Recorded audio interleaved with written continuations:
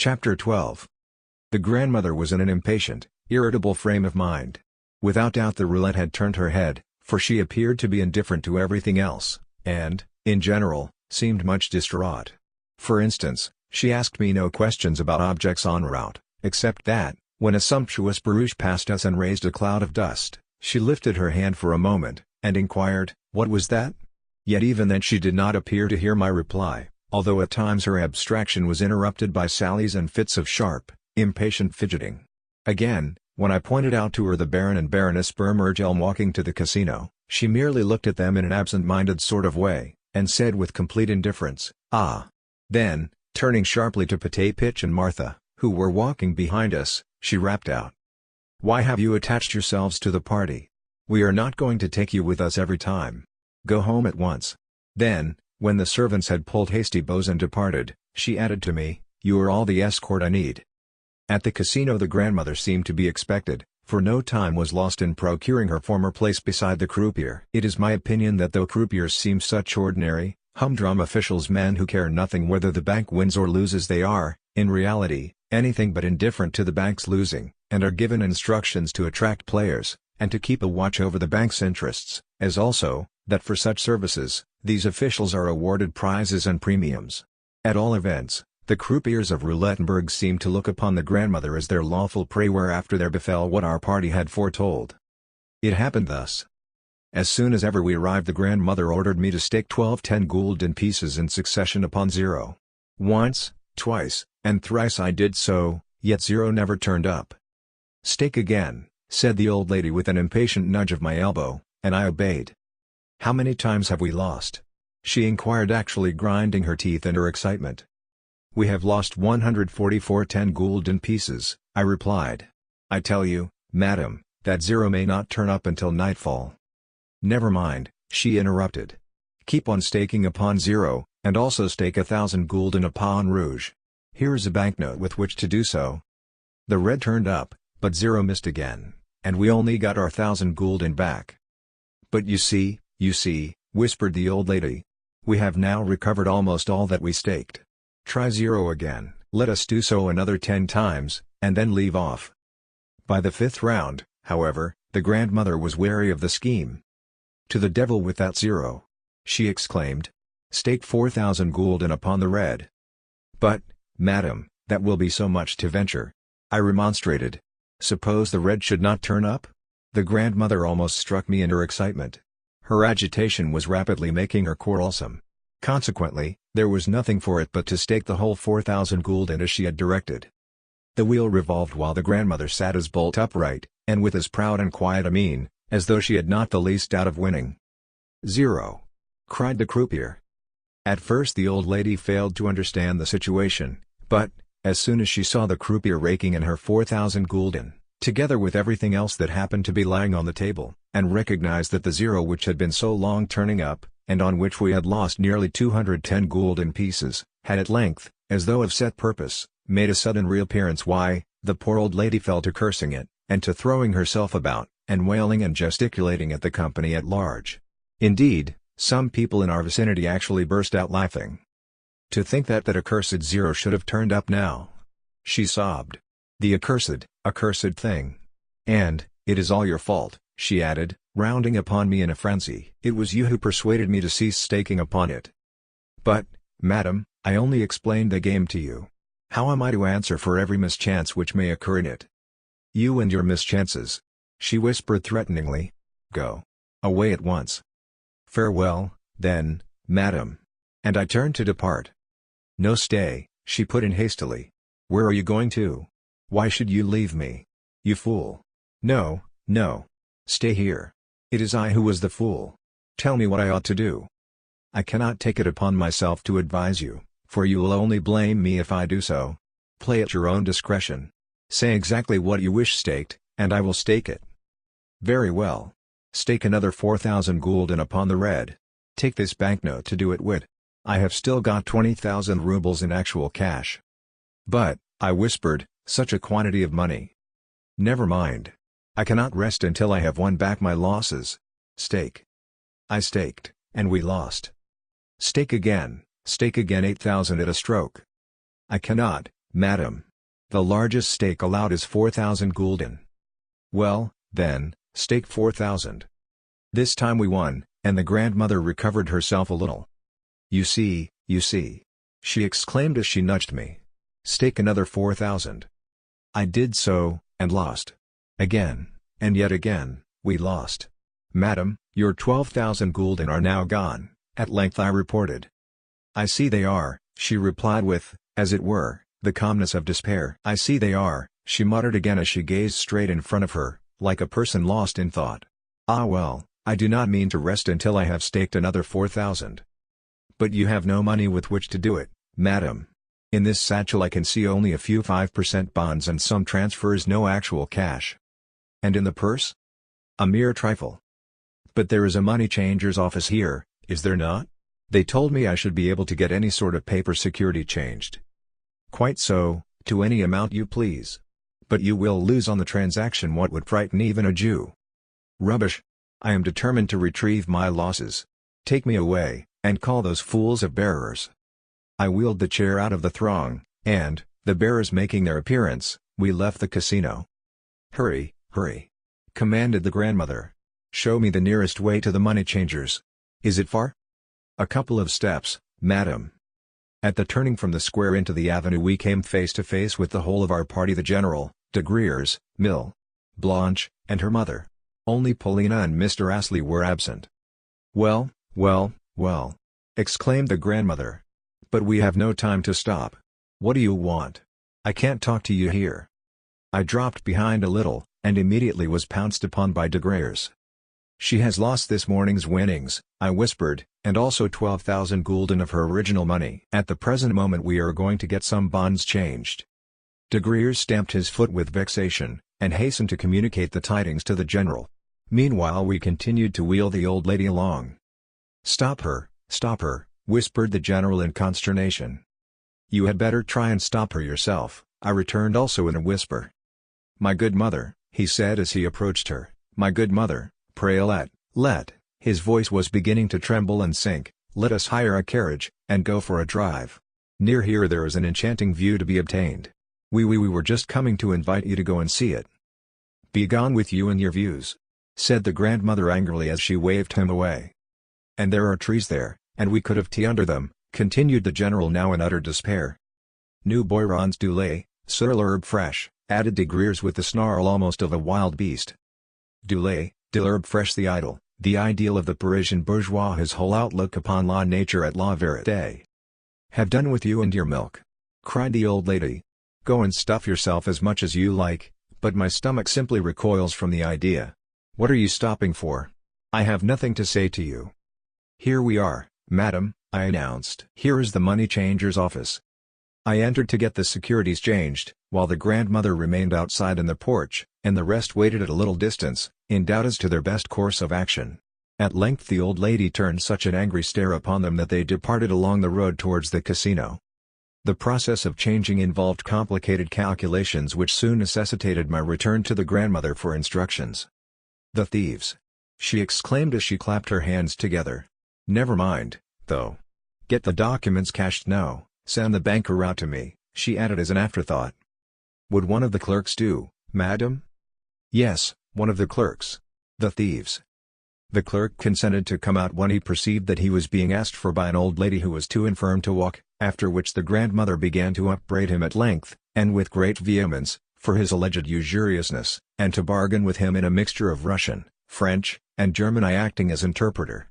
Meanwhile, the grave-faced official eyed us both, and silently nodded his head. At the grandmother, in particular, he gazed with a curiosity which almost bordered upon rudeness. At length, too, he smiled. Pray recollect yourself, cried the old lady, and may my money choke you. Alexis Ivanovitch, tell him that we can easily repair to someone else. The clerk says that others will give you even less than he.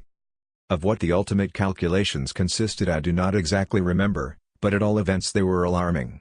Receiving 12,000 florins in gold, I took also the statement of accounts, and carried it out to the grandmother. Well, she said, I am no accountant. Let us hurry away, and she waved the paper aside.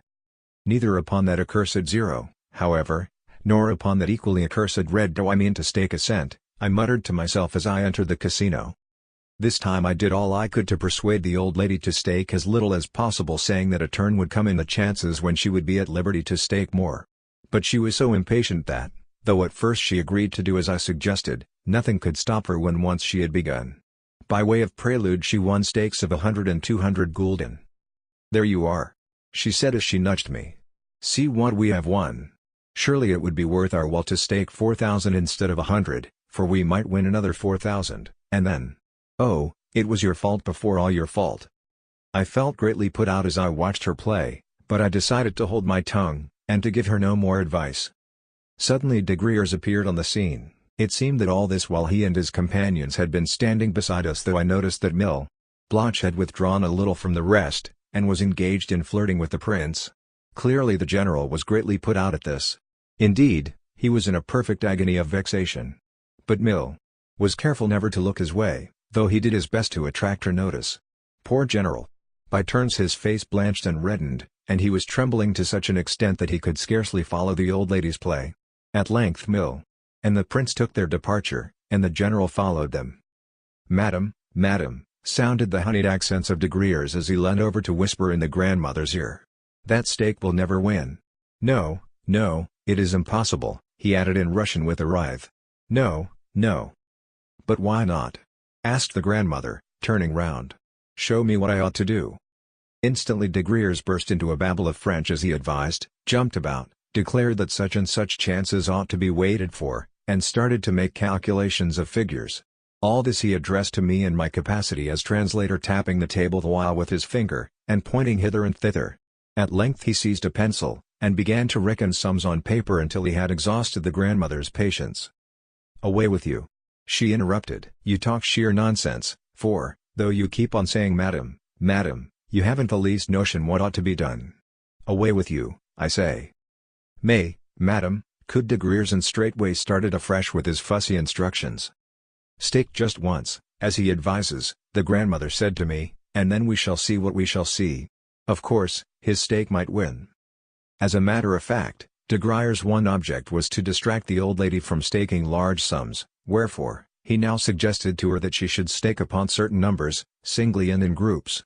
Consequently, in accordance with his instructions, I staked a 10 gulden piece upon several odd numbers in the first 20, and 5 10 gulden pieces upon certain groups of numbers, groups of from 12 to 18, and from 18 to 24.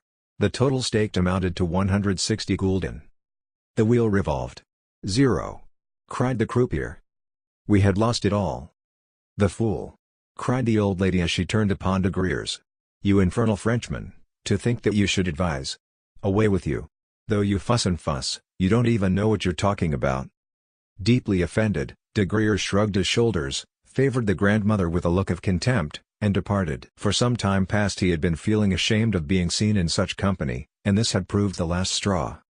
An hour later we had lost everything in hand. "Home!" cried the grandmother. Not until we had turned into the avenue did she utter a word, but from that point onwards, until we arrived at the hotel, she kept venting exclamations of "What a fool I am! What a silly old fool I am, to be sure!" Arrived at the hotel, she called for tea, and then gave orders for her luggage to be packed. "We are off again," she announced. "But whither, madam?" inquired Martha. "What business is that of yours? Let the cricket stick to its hearth. The Russian form of mind your own business, pate pitch, have everything packed, for we are returning to Moscow at once. I have fooled away 15,000 rubles. 15,000 rubles, good mistress? My God!"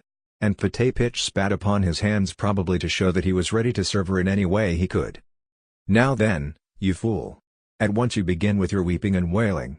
Be quiet, and pack. Also, run downstairs, and get my hotel bill." "The next train leaves at 9:30, madam," I interposed, with a view to checking her agitation. "And what is the time now?" "8:30. How vexing! But, never mind.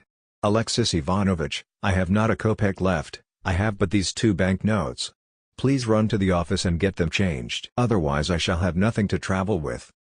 Departing on her errand, I returned half an hour later to find the whole party gathered in her rooms. It appeared that the news of her impending departure for Moscow had thrown the conspirators into consternation even greater than her losses had done. For, said they, even if her departure should save her fortune, what will become of the general later? And who is to repay de Greyres? Clearly Mlle. Blanche would never consent to wait until the grandmother was dead, but would at once elope with the prince or someone else. So they had all gathered together endeavoring to calm and dissuade the grandmother. Only Polina was absent. For her part the grandmother had nothing for the party but abuse. "Away with you, you rascals!" she was shouting. "What have my affairs to do with you? Why, in particular, do you hear?" She indicated de Greyres. "Come sneaking here with your goat's beard. And what do you hear?" She turned to Mlle. "Blanche want of me? What are you finicking for?" "Diantre," muttered Mlle, under her breath, but her eyes were flashing. Then all at once she burst into a laugh and left the room, crying to the general as she did so, "El vivre sentence! So you have been counting upon my death, have you?" fumed the old lady. "Away with you! Clear them out of the room, Alexis Ivanovitch! What business is it of theirs? It is not their money that I have been squandering, but my own." The general shrugged his shoulders, bowed, and withdrew, with de Greyres behind him. "Call Praskovia," commanded the grandmother, and in 5 minutes Martha reappeared with Polina, who had been sitting with the children in her own room, having purposely determined not to leave it that day. Her face looked grave and careworn. "Praskovia," began the grandmother, "is what I have just heard through a side wind true, namely, that this fool of a stepfather of yours is going to marry that silly whirligig of a Frenchwoman, that actress, or something worse? Tell me, is it true?" "I do not know for certain, grandmamma," replied Polina, "but from Mlle. Blanche's account, for she does not appear to think it necessary to conceal anything, I conclude that—" "You need not say any more," interrupted the grandmother energetically. "I understand the situation. I always thought we should get something like this from him, for I always looked upon him as a futile, frivolous fellow who gave himself unconscionable airs on the fact of his being a general, though he only became one because he retired as a colonel. Yes, I know all about the sending of the telegrams to inquire whether the old woman is likely to turn up her toe soon. Ah, they were looking for the legacies. Without money that wretched woman, what is her name? Oh, de Comminges, would never dream of accepting the general and his false teeth, no, not even for him to be her lackey, since she herself, they say, possesses a pile of money, and lends it on interest, and makes a good thing out of it. However, it is not you, Praskovia, that I am blaming. It was not you who sent those telegrams. Nor, for that matter, do I wish to recall old scores. True, I know that you are a vixen by nature, that you are a wasp which will sting one if one touches it, yet, my heart is sore for you, for I loved your mother, Katerina. Now, will you leave everything here, and come away with me? Otherwise, I do not know what is to become of you, and it is not right that you should continue living with these people." "Nay," she interposed, the moment that Polina attempted to speak, "I have not yet finished. I ask of you nothing in return.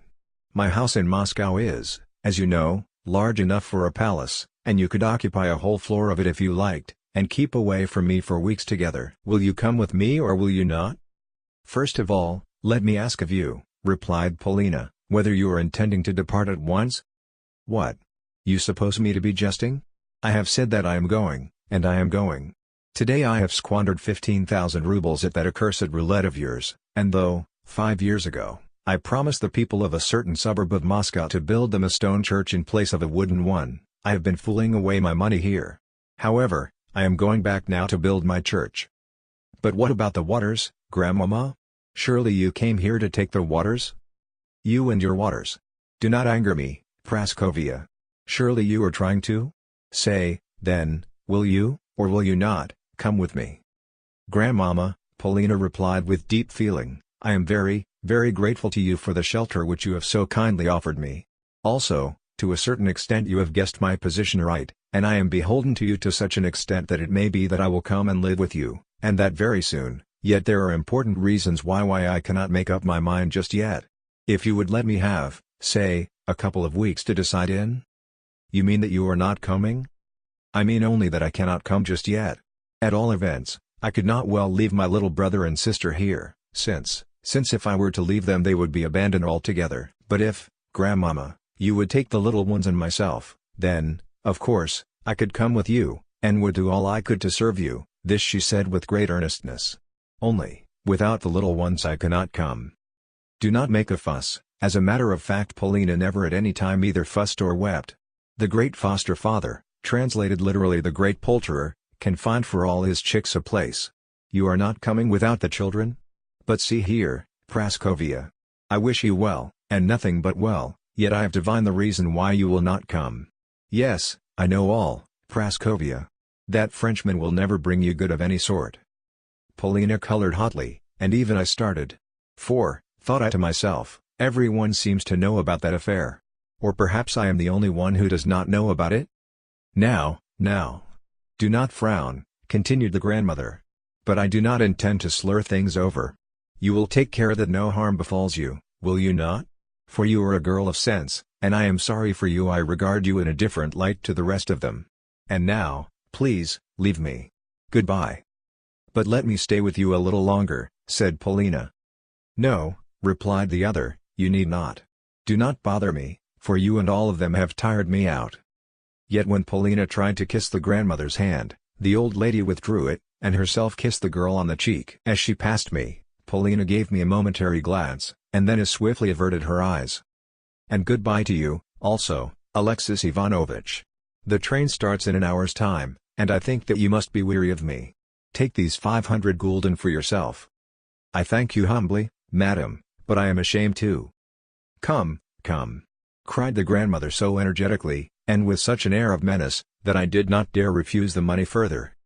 If, when in Moscow, you have no place where you can lay your head, she added, come and see me, and I will give you a recommendation. Now, Pate Pitch, get things ready. I ascended to my room, and lay down upon the bed. A whole hour I must have lain thus, with my head resting upon my hand. So the crisis had come. I needed time for its consideration. Tomorrow I would have a talk with Polina. Ah! The Frenchman. So, it was true? But how could it be so? Polina and de Griers. What a combination! No, it was too improbable. Suddenly I leapt up with the idea of seeking Astley and forcing him to speak. There could be no doubt that he knew more than I did. Astley? Well, he was another problem for me to solve. Suddenly there came a knock at the door, and I opened it to find Pate Pitch awaiting me.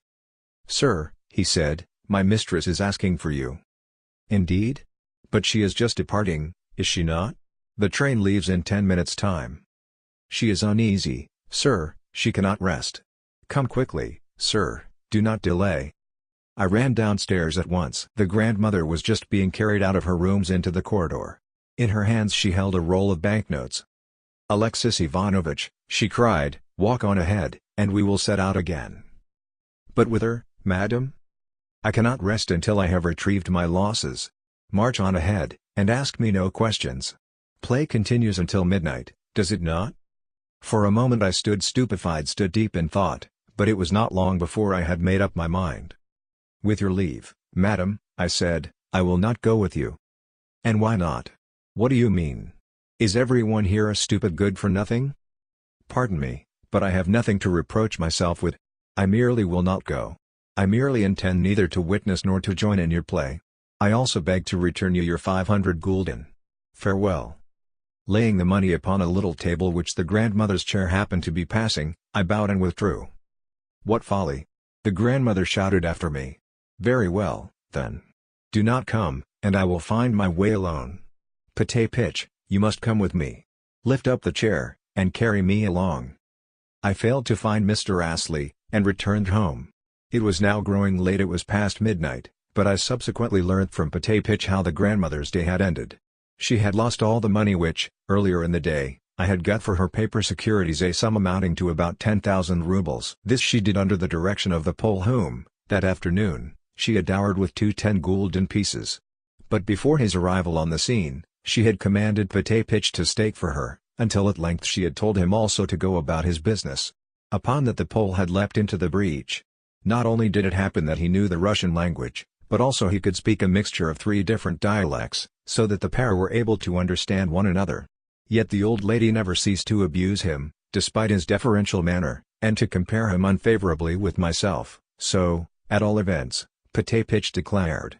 You, the old chamberlain said to me, treated her as a gentleman should, but he robbed her right and left, as I could see with my own eyes.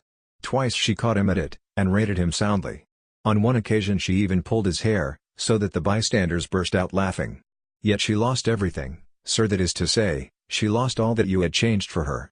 Then we brought her home, and, after asking for some water and saying her prayers, she went to bed. So worn out was she that she fell asleep at once. May God send her dreams of angels. And this is all that foreign travel has done for us. Oh, my own Moscow! For what have we not at home there, in Moscow? Such a garden and flowers as you could never see here, and fresh air and apple trees coming into blossom, and a beautiful view to look upon. Ah, but what must she do but go traveling abroad? Alack, alack!